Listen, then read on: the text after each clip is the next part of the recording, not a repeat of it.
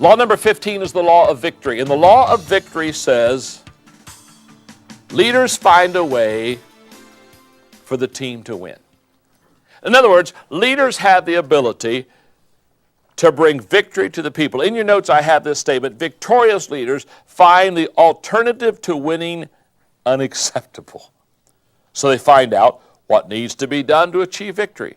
And then they go after it with everything at their disposal. Now, if you'll let me just use a sports illustration just for a second, the classic example of somebody that understood the law of victory was Michael Jordan. He just had the ability to bring the team to victory. And even when he went over to the Washington team in the NBA, a team that had been lowly, they almost made the playoffs. Why? Because anything less than victory is unacceptable to Michael Jordan. You show me a person, a leader that does this law well, and I'll show you a person that absolutely hates losing. As I've looked at the great leaders in history, they all excelled in this law. Whether it's in our country, George Washington, who absolutely is determined to allow our country to be free from British rule, and stakes his life in 6 years, never hardly goes home to stay out there with his soldiers as they are undermanned and underrated to make sure that they bring this victory home, and finally he does. Whether it's a George Washington or an Abraham Lincoln who knows that the bloodiest time in our history is going to be a civil war, but he's willing to go through those dark hours so that we can eventually take this injustice off of our African American and friends and bring us to a new day. All of the great leaders understand and bring forth the law of victory. Perhaps my favorite leader of all is the leader of England, Winston Churchill, during World War II, who absolutely refused to allow the Nazis to gain control of Europe. And in the darkest hours spoke great words of victory to his people. I love the statement I have in your notes about him. Winston Churchill asked the question, what is our aim? I answer in one word: victory. Victory at all costs, victory in spite of all terror, victory however long and hard the road may be, for without victory there is no survival. So, what does the law of victory look like? Let's put a picture on it so we can understand it. Let's make the law of victory tangible. First of all, leadership is responsible. You show me a leader that brings his or her team to victory, and I'll show you a leader that takes responsibility. They take responsibility when defeat happens. They say, look, it was my problem, I was the leader. So the first part or component of the law of victory in leadership is that the leader takes responsibility. No excuses. Boy, don't you know some people? Every time there's a problem, they got 17 reasons why it's not them. Huh? If and but and if and but. If ifs and buts were candies and nuts, we'd all have a Merry Christmas. The other day, I love this. I picked this up. This is just some true explanations why people had automobile accidents, as reported to the police when they were doing the report. And some of these excuses just cracked me up. Such as this person said, as I reached an intersection, a hedge sprang up. Hedges will do that often, obscuring my vision. Wasn't my fault. The hedge grew fast. An invisible car came out of nowhere, struck my car and vanished. The telephone pole was approaching fast. Those moving telephone poles do it every time. I attempted to swerve out of its path when it struck my front end. I hate it when telephone poles do that. The indirect cause of this accident was a little guy in a small car with a big mouth.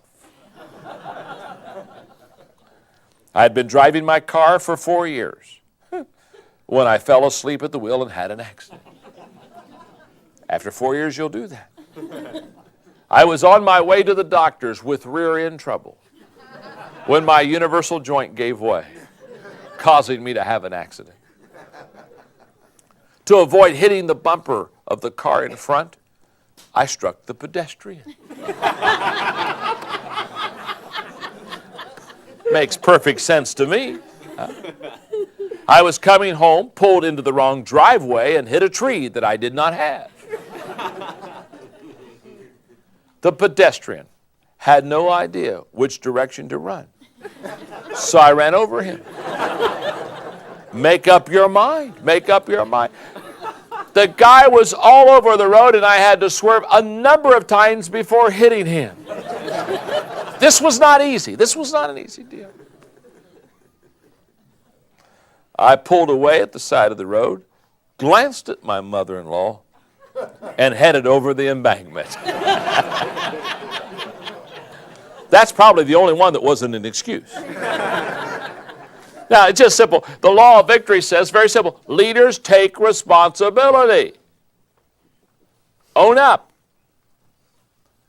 The second thing the law of victory looks like is losing is unacceptable.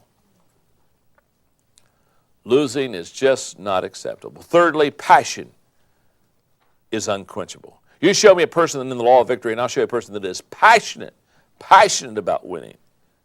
Creativity is essential. Why? Because you're going to have to constantly be creative to work yourself out of messes to bring victory.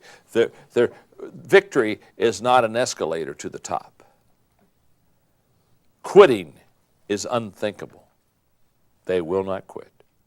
Commitment is unquestionable.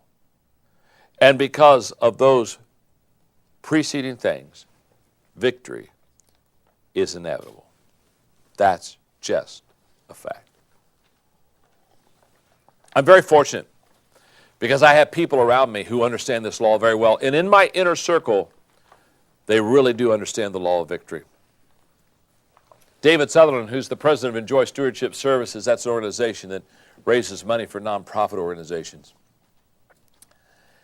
David, I many times go to him and I say, David, of all the people I know, you are Mr. Law of Victory. You just don't allow my team to lose. You don't allow my company to lose. You're going to make it happen. And I knew he was the law of victory when I brought him into my organization. It was very, very small.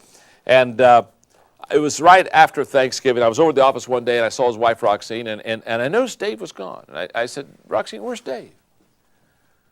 Well, he said, John, his goal was X amount of contracts this year, and he's 7 contracts short.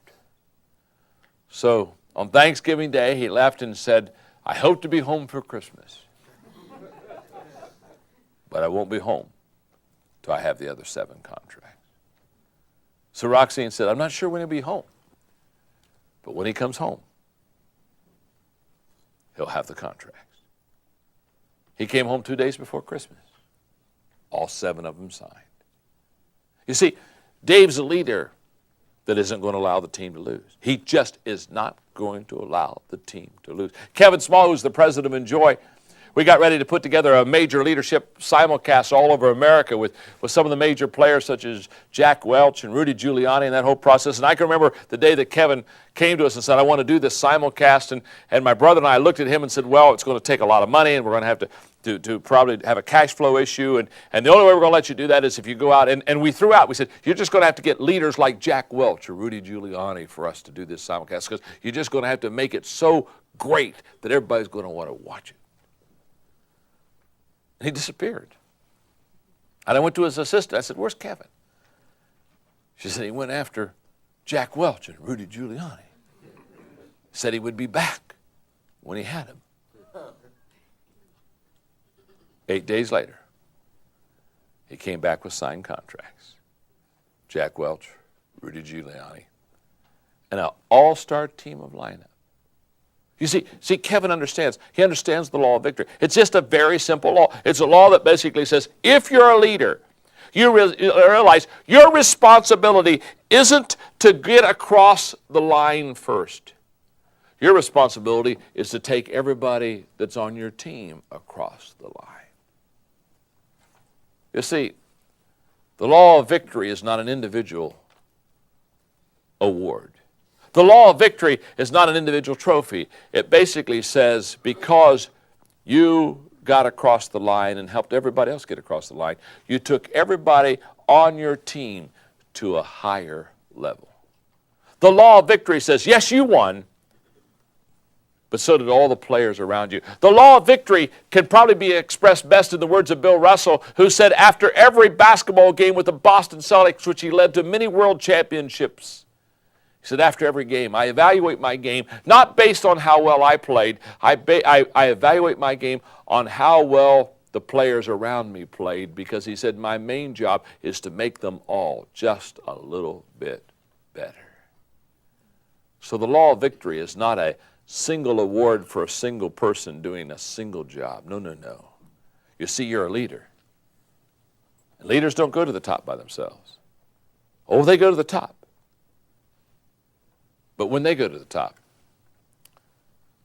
they're like my friend Jim Winokur, who took 20 people to the top of Mount Everest.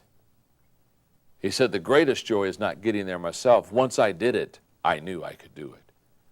Now the question is, can I bring victory to everybody else? That's the law of victory.